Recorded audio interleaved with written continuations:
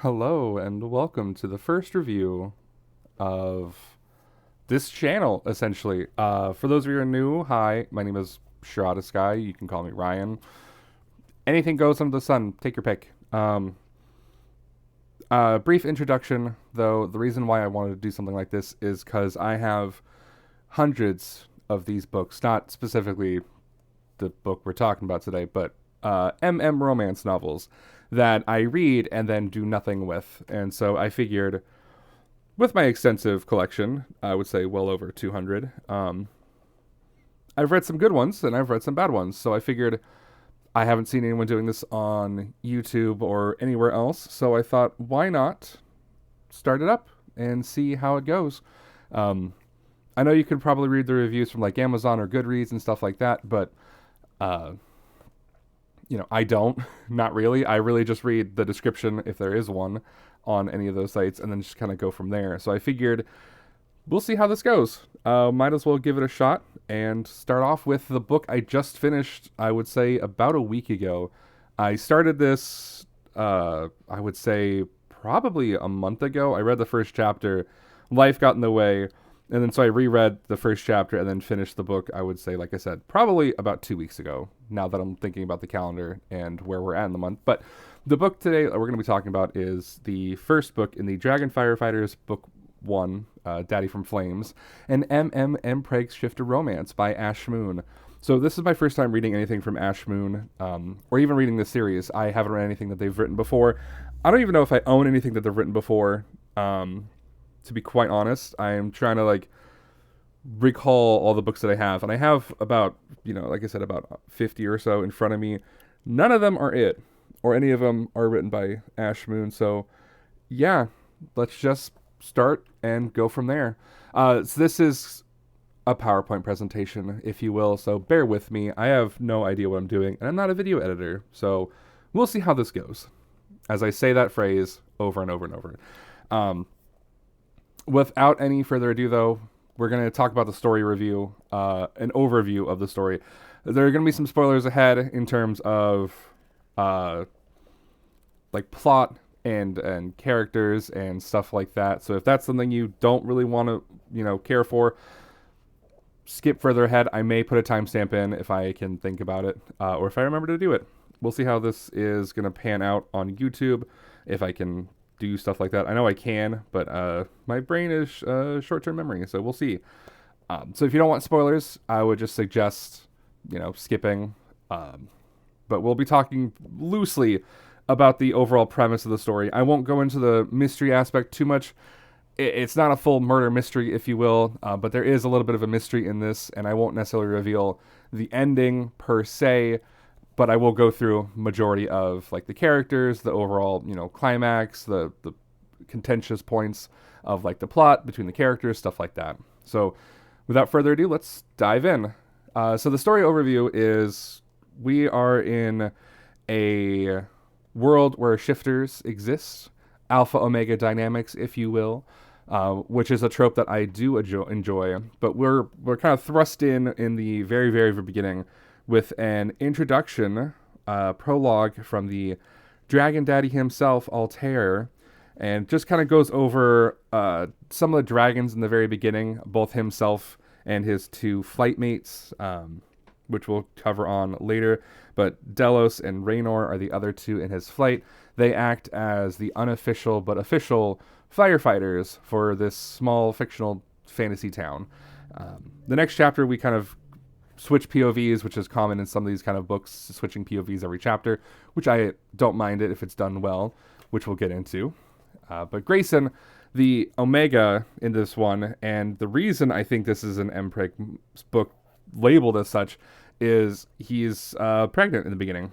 Not where I normally would start with a book already establishing the Mpreg. I'd rather read that throughout, but he has a down on his kind of job. He's working at a tavern. He's kind of vilified in a sense that he is a unmarried, unmated, pregnant Omega, as most Alpha, Beta, Omega dynamics kind of entail, ownership over the Omega. But, he's doing his best trying to provide for the unborn child. Altair, like I covered, in the very prologue is a fire dragon, part of a flight of dragons, acts as a city firefighting team. Um, Through the series of arsons that are happening in the town, Altair has a chance encounter with Grayson, and then from there, their story is intertwined with regards to both the arsonists setting off the fires around town. Grayson's job isn't directly targeted, but the next door building is, and therefore now Grayson's out of a job, out of work, and nowhere place to stay. Oh, I should have mentioned he's staying at the tavern, so it's kind of he's down on his luck in many ways, and he does have a significant backstory. I would say maybe not like significant as in like thousands of pages. This book is only, I would say, maybe 300 at most, not even. It's like barely 200, which is not a slight on the book at all, but not as a significant backstory in this kind of book. It's a fairly short, quick read, but the overall plot from there is once the tavern burns down, Altair and Grayson and the flight are able to gather key pieces of information, but aren't able to capture the arsonists until their station is targeted. And then, the pregnancy the baby gets delivered. There's some sex scenes and stuff, and that's essentially it. Without going over like all the nitty gritty, again, it's a fairly short read. I would say that's kind of an overall off the wall, random plot summary. Yeah. So I titled this character analysis. I don't know if I'm going to be going into much with the characters. There's not much to say about them, as we'll see, and we'll just get into it. So starting off with Grayson, let's start on the negatives first, and then end with the positive, shall we? He's very headstrong in this, and I don't necessarily think that's a bad thing, but he's just very much like hesitant to ask for help. For example, when the tavern does burn down and he's essentially jobless and now homeless, the flight and the dragons are there, and he is offered assistance, and he says, "No, I'm fine," when in actuality he doesn't have anyone to rely on, and he's kind of just this solo agent wandering the world trying to provide for this unborn child. His motivation to not accept help but also want to do what's best for the child is, I would say, kind of like not consistent in a way. I can understand, he's probably gone through a lot. He just lost, basically everything. He was trying to, do good by his, unborn child. He had some savings with the fire that burned down the tavern. All that kind of got, destroyed. So now he's like really kind of without an option, but he doesn't, in my opinion, do what is the quote unquote best option to care for the child that he's so worried about. And that is accepting the help of the people who are offering you help. In that sense, like the Altair, out of the goodness of his own heart, offers to take him in, and Grayson turns him down. Like, I don't understand. Like, is it a pride thing? Is it just too stubborn? Is he like, I want to do this on my own. I don't want to be a burden? Because I can understand those ones, but it's very much a opposite side of the coin, where one side he's very much, I want to care for my child, I want to do what's best for her, I'm doing everything I can for her, but then when it like really needs help, he's very much like, no, I'm good, I'll do this myself, I got friends. But it's just that one thing that his actions and his thoughts don't line up in the clearest way, and I, again, maybe makes him more a complex character, who knows. But in that aspect, I found him kind of a bit whiny at times, where he's like, well, it's just been so hard. I got this daughter I got to care for. My life hasn't been the greatest. Not that he overly complains, but he reads as whiny, where he's just focused on the fact that woe is me, and he is actively doing stuff to make it better, yes, but it's just can't catch a break, So yeah. And the other thing, which is also a strength, is that he's also self-sacrificing. Not to spoil too much at the end, when the station goes up, the baby's already been born at that point. He thrusts the baby into the care of the guard of the town, the watch, and he's like, I got this. I'm going to go in and quell the fire, So it's just very much again, you want to care for your child, but is this the right thing to do? Like, the building's on fire and you're a human. Like, you're not a dragon. You're not able to like quell fire, make ice, resist fire, whatever. So it just felt like self-sacrificing is just like his go-to is like, no, I'm good. I'll sacrifice my own life if it means I don't have to like inconvenience anybody else. Not inconvenience, but I guess inconvenience, especially with Altair in the beginning, or like, let me save this burning building. Okay. Some of the things I did like about him, though, to try to end on a positive, and this might sound me being hypocritical, but it is what it is. He is resilient. He is, determined to make the best of any situation. He works at a tavern where he's constantly like, demeaned for being a pregnant Omega. He's never referred to it by his name. Even the owner of the tavern blames him for the fire, even though he had nothing to do with it. And during the apology, he like had to get basically strong-armed to using the Omega's Grayson's name in the apology. So it's very much, he is trying to like prove himself in a world that's not suited for Omegas, and I appreciate that. And on the other side, with the self-sacrificing, he is brave, even if he is reckless about it. He is basically trying to claw his way back into a burning building, and he does, to try and save it. And even after the tavern fire, he's like, I need to get back in there. I want to like, don't care what happens to me. I just want to make sure like the stuff I've been saving, my life savings, is okay. So he's pretty okay for like a love interest, in my opinion. I don't have much to say about him, other than the fact that I was, again, surprised that he started off pregnant, because usually when it's a shifter pregnant, like MPreg novel, I'm expecting the pregnancy to be a thing that happens kind of throughout, like you find the alpha, you fall in love, you get mated, and then boom, you're suddenly pregnant, like stuff like that. Other than that, I felt it was good. I honestly did like the character of Dahlia, his previously unborn and then now born throughout the story child. Dahlia plays no part in this. She's like 1 when all this is happening, so she's, pretty much just an item, which is fair. She's not the main plot. But I did like how Grayson was very adamant about, to Altair, that this is, your child. If you want to be with me, it's not like it's just now my child.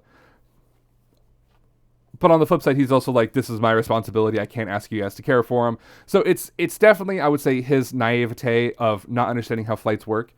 The group of dragons that are working together, the flight, and their willingness to be like, no, now that you're a part of us, we want to care for you. And that includes, by, extension, your daughter. And it's not like it's a begrudgingly acceptance thing. It's like, no, we want to do this. We like you, blah, blah, blah, blah, blah. Very much we like you. So get over yourself. And then moving on to Altair, I have very much to say about him. Very much to say about him. That's a bold-faced lie. I have very little to say about him. I honestly couldn't tell you any redeemable or interesting qualities about him. There is a bit about his family and the fact that he has frequent nightmares, PTSD from him losing his family in a fire. They died protecting him. That kind of stuff, I understand. There is an interaction between him and Grayson where he is having a nightmare. Grayson intervenes, gets burned. It's the traditional, you shouldn't love me because I'm dangerous kind of angle. And I appreciate stuff like that, because I it's the thrill that gets me. It's like the I shouldn't want this, but I do kind of mentality, or dynamic, I should say. But he has not much else going for him other than the fact that he's an alpha and a leader. Like, they're all alpha dragons. They're all pretty much one note, I would say. I had more to write about the side characters, but that's just because they had other things going on, other qualities. Like, Altair just seems like the de facto leader, and that's the only trait he has. Like, he's very compassionate. From the first meeting of Grayson, he is, worried about Grayson being a pregnant Omega and working.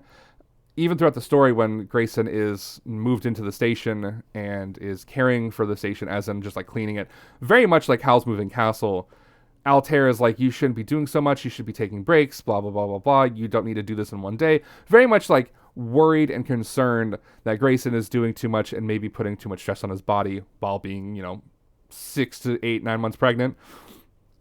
So it's interesting. And his dynamic with Grayson, I will say, is very cute and wholesome.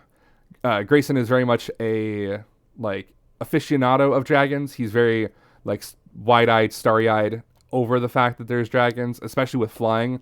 There's a line, I don't know what page it's on, but he's basically saying, I can get addicted to flying with you. And I like their dynamic. Altair takes Grayson on the flights, like actual flights, a lot of times. The sex scenes between Altair and Grayson, especially when Grayson is pregnant, they have their first sex scene, is enjoyable. I've really enjoyed it. I think there's another one later once the child is born, which is again, something I was hoping to have kind of as the story progressed, the pregnancy, not scare, but pregnancy scare for lack of a better word, the pregnancy arc, if you will. But other than that, he's just a bit bland. Like, I can't really describe him all that well, other than that he's very good looking. He's a dragon and he flies. Like, and he's got some tragic backstory with his family, and he's a fire dragon. Like, he's very like chivalrous. He's very apologetic when he's not able to protect Grayson or when the station catches fire and stuff like that. But yeah, and especially when Grayson gets burned after the nightmare incident, he's very hesitant to let Grayson sleep with him, or even bring the child into the room for that same reason. Is if he has nightmares, what does he do? Does he could he hurt the child? Could he hurt Grayson? So I understand that, and it kind of goes back to the compassionate thing. He definitely has a lot of heart in him, but beyond that, there's no like accurate word that I can use other than compassionate to really describe Altair. He's very one note, not in a bad way. Again, it's a fairly short read. There's not a lot of time for a lot of character growth or development in that way, other than the fact that I guess maybe one of the things I should have noted is Altair is hesitant pretty much through the vast majority of the book up until about the last quarter or third, if you will, of being in a relationship with Grayson because of the dragon-human dynamics, one being a shifter, one being a human, pregnant Omega that's not bonded, stuff like that. So, let's move on to the other characters. The side characters, Raynor and Delos, I typoed that so bad. I can't read or write, so that's fair. But it's Delos, Delos, and Raynor, not Deos. Raynor is introduced as the muscle of the group. He's kind of like the quarterback. He's the cook. He's the one who cooks most of the meals and is referenced as the one who cooks a lot. And he is also the one who has a book library for a bedroom.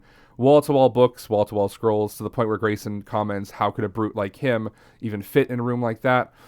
As each dragon has their room, which is quote-unquote like their den, if you will, like a dragon's den, where they hoard things. And then one of the things I noted that again, because I read this about 2 weeks ago, I don't recall if it's explicitly mentioned, but there is a line where he has a question, or he asks the question to the captain guard of the watch, Thomas. He's just like, is your ass okay? And then the line gets excused as, oh, he fell off the horse. And I was like, is he having a fling with the captain of the watch? I haven't read the other books, so maybe he will. Maybe that's setting up for the next one, because again, they're all alphas, and so they're probably going to be bonded to an Omega at some point. And if this is the Dragon Firefighters book, I'm guessing the other two, Raynor and Delos, are going to have romance options. So I'm guessing his might be next and might be with the Captain of the Watch. We'll see. But I did find that interesting as far as like a subtle nod, if you will, to the next book, which I'm looking forward to reading. I don't have it, but one of the things I'm going to try and do with this is have series of, if there's multiple books in a series of books, I want to kind of go through them and see how the characters evolve, change, stuff like that. And then Delos, not Deos, because, preparation and stuff, is the ice dragon. So there's 2 fire dragons and then an ice dragon. He is very much the tsundere character. He has a cat named Soot that they rescued in the beginning. He's very hot and cold with it, if you will. He doesn't want to get attached to it, but he does get attached to it. And it's very much a parallel to his feelings with Grayson. He's very much standoffish in the beginning, doesn't really like Grayson, and then at the end kind of really warms up to him, welcomes him to the flight, stuff like that, as the kind of traditional tsundere character goes. I titled his job the alchemist / potion / salve maker. They mentioned a salve that's made by their saliva that can heal wounds and stuff like that, especially when Grayson is burned by Altair. They use a salve, and Grayson asks, what is in it? And it's like, oh, it's made from our saliva. And then they kind of leave it at that until like 2/3 of the book when then Grayson's injured again for some reason. I don't remember why. And then Altair just straight up licks him, which I was like, sexy, lick me. But they mentioned more about it. It's like a spoonful of our saliva mixed with some like herbs and some poultices, and it makes a salve that is healing. Delos is also a big softie, hides it badly though. Like I said with Soot, he is very much against the cat, but then, loves the cat at the end. So it's very, hot and cold for the ice dragon, which is fun. His room is described as very like, not clinical, but clinical might be the better word I can find. It's meticulous to the point where Grayson makes a comment on it being like, it wouldn't feel like it suits him because of the way he's very much acting. It doesn't feel like it would be a den. It's very organized and less cluttered. And, for somebody making potions and stuff, I can see that, having different vials and stuff all around. So they also are a couple other side characters I didn't feel like were worthy of mentioning. Like, for example, the owner of the tavern. I don't remember if he's named. I could scroll through the book and see if I can find it, but he's not really that important. The captain of the watch, Thomas, I didn't really have much to write about. There's also another member of the watch who was introduced, whose name is escaping me. It starts with a C, but not very much happening in there. Not at all. So, yeah. And then let's move on to tropes. Some of the tropes that are featured in this. Tropey Trope. So the Mpreg is not my favorite version of this trope, where Grayson, like I mentioned kind of throughout, is already established as pregnant in the beginning. Not quite the Mpreg that I would say most romances would use. Usually, if they're going to be going it, it's usually associated with shifters anyway, or at least alpha omega dynamics, which I didn't include here because, my brain is forgetful all the time. I will say, though, I enjoyed it. I also enjoyed how they mentioned the differences between a human birth, which is what Grayson has at the beginning since he was impregnated by his former alpha, who decided to fucking leave him, who's, again, is named, didn't really care about him because he's an asshole and left the pregnant Omega, just, in Grayson alone, and just was like, bye. But I would say, as far as, like, the alpha Omega dynamics go, and especially the Mpreg dynamics with the shifters, I like how the human birth is treated completely separate, whereas like the dragons are like, well, you'll have an egg, we'll call them, like, they're called whelps, they're not dragons when they're born, but like it's a different style of birth. And to the point where Grayson comments on it is like, I don't know, I handled a childbirth, how am I going to have an egg? It's that kind of difference between how their species, if you will, their relationships dynamics work in terms of the romance. And then we get into the more shifter and ABO kind of stuff. I said dragons are sexy as fuck. Like, the other book I'll suggest at the end, I'm going to do recommendations at the very end, is like a wolf pack. And again, both are great. One's not better than the other, but, dragons, especially how they're described here with their scales when they transform, their wings, their ability to fly, the heat that they give off when, like, you cuddle up to them. The fact that Delos is so cold and he's cooler to the touch when he's in dragon form because he's an ice dragon.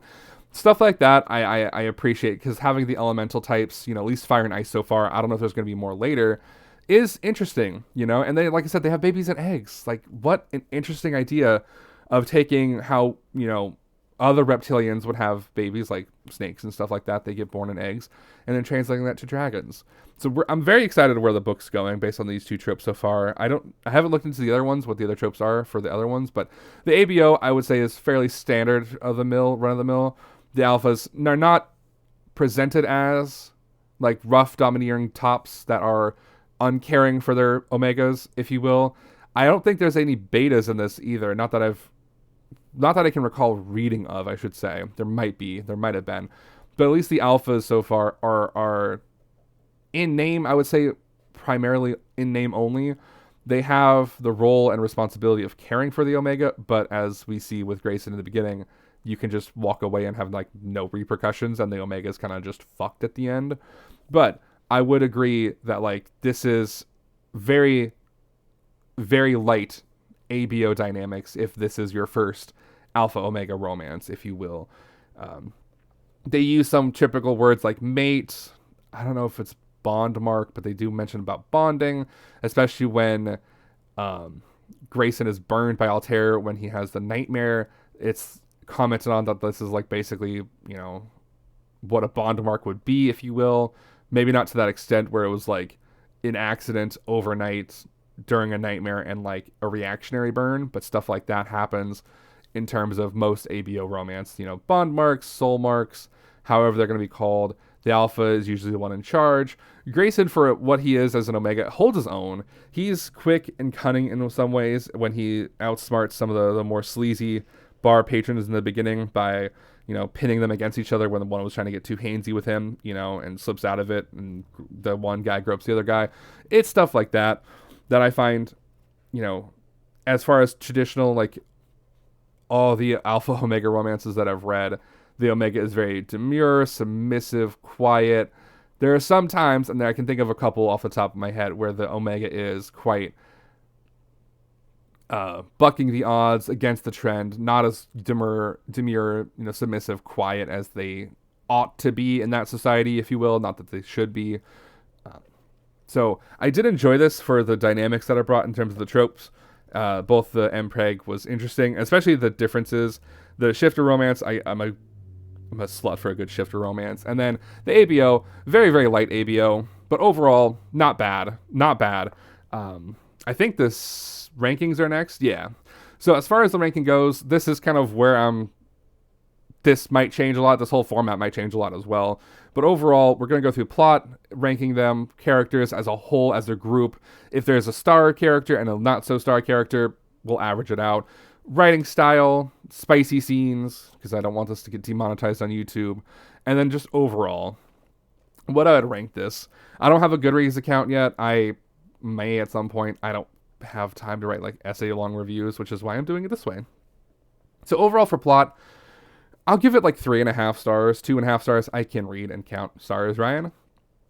2.5 stars. Out of 5, it's not bad. It's short.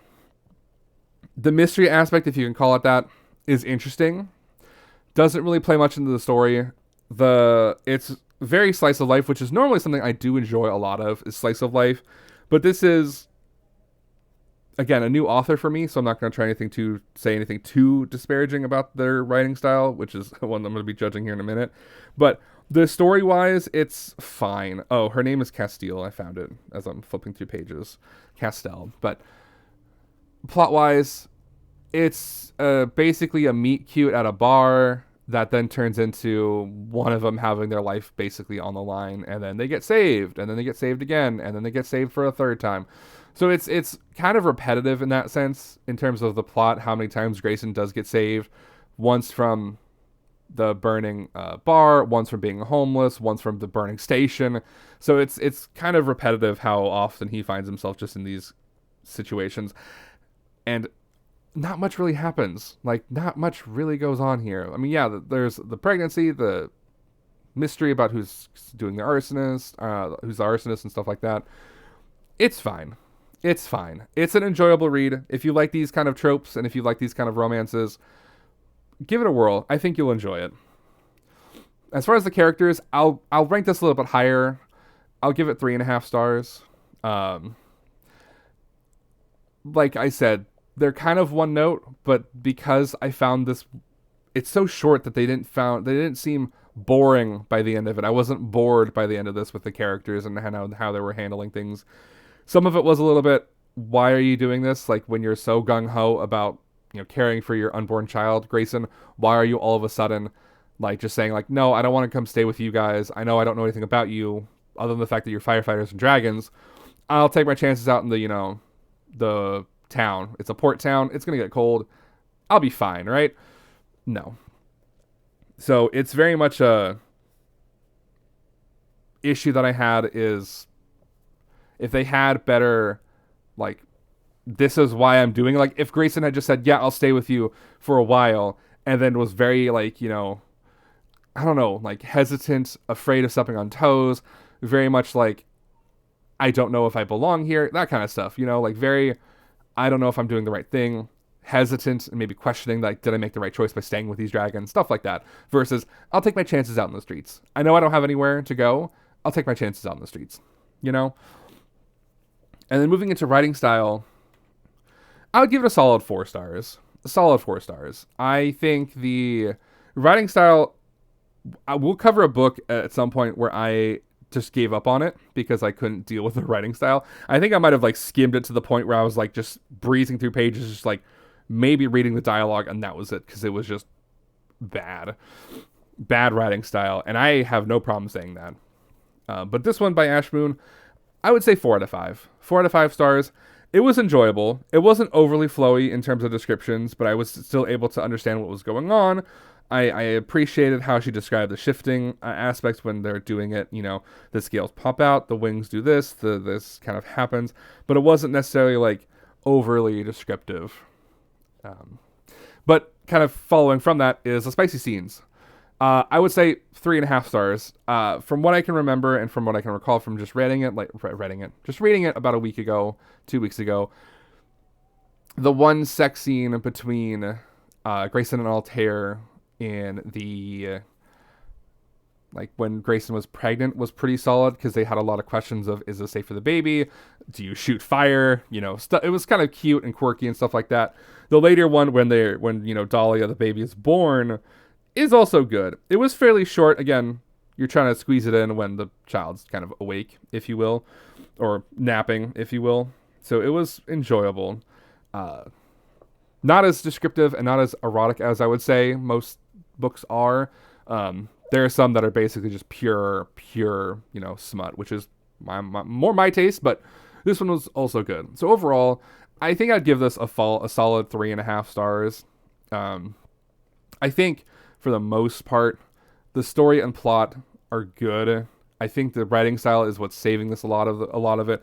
It's, again, very short. It's under 200 pages. I think you can finish this in probably an afternoon if you know, sat down with a cup of tea or, you know, cup of coffee and just read it. It's not like it's going to make you blush. It's not like it's going to make you, you know, sweat when reading the sex scenes and reading the plot. The, you know, overall story I think is very well done, and yeah, I would definitely recommend this book to anyone who's looking into any kind of shifter romance primarily. If this was an MPreg recommendation, I'd probably say no, which is something we'll get into in just a moment here. And then the ABO, I would also say no. It's there and it's touched on, but it's very light and not my traditional kind of ABO style of novels or stories that I read. And following that thought is, do I have any recommendations kind of off of this? And I do have 2. So if you're looking for a shifter romance, one that I enjoyed that I read almost 2 years ago, I would say at this point, is Mine to Save by Jada Marks. It's the Pine Ridge Pack Book 1. I like how these shifter romances kind of like have like a series of books. I think Mine to Save has 3 books. I think it's only 3. I might be wrong on the count there, but I do have all 3 of them, and I have read all 3 of them. And it basically follows a similar plot thread to this, where it's a trio of, I would say, alphas in a wolf pack. And then I think it's wolf. Yeah, I'm 90% sure it's wolf based on the tattoo on this guy's chest. But it says, you know, it shows a lot about how they work as a group. And rough plot summary is basically they find a human who is injured in the middle of a forest, like a national forest, and Shifter A falls in love with Human A, essentially. I couldn't tell you their names. I read it so long ago, but a solid book. For more supernatural romance, if that's something you're looking into, I would recommend Where the Devil Says Goodnight by K.A. American. I read this simultaneously while I was on vacation in Oklahoma, and also when I was at home in Oregon beforehand. Last year? Was it last year or the year before? It might have been the year before. But it's a supernatural romance. It's, as far as like tropes go, it's a priest, demon, eldritch horror romance. Not to spoil too much about it. The plot summary, if you will, on Amazon is phenomenal for both of these books. And I really, really enjoyed it. Mine to Save is on the shorter side. I would say it's probably about the same length as this one. Maybe a little bit longer. Maybe. I can't really recall. But Where the Devil Says Goodnight is almost like twice, if not 3 times the length. I think it's about 340 pages, give or take. And it's a beautiful story. It's really, really interesting. They go into a lot with all the characters, and both of these books I will eventually cover at some point. I will probably have to reread both of them, or at least skim the Where the Devil Says Goodnight and reread fully Mind to Save, because I remember Where the Devil Says Goodnight. I might have to just pull out some like details about the characters and plot that I might have forgotten, but both are solid books, and that is where I'm gonna end it here. So if you guys enjoyed this, let me know. If you guys think I could do anything better, please let me know. I'm always welcome to feedback and suggestions and comments. If you guys enjoyed this, please share it with your friends, or if you think anybody who is into the romance, either MM, Shifter, Supernatural, etc., would get a kick out of this, let me know. I am mainly doing this because I haven't seen anyone do video reviews for any MM books that at least I can find on YouTube by searching MM book reviews. But hopefully this will help you kind of determine if books are going to be for you or not. And I'm hoping to do this weekly, every Sunday. We'll see, as I'm going on vacation in about 2 weeks, and then a week after that. So it's going to be hit and miss for like late March, early April. But I'm hoping to get these out once a week, so that way you guys can look forward to content, And I appreciate you guys, giving this a watch. I don't know how long this is going to be when I'm done, but yeah, I appreciate you guys, and I'll see you guys shortly. Have a good one.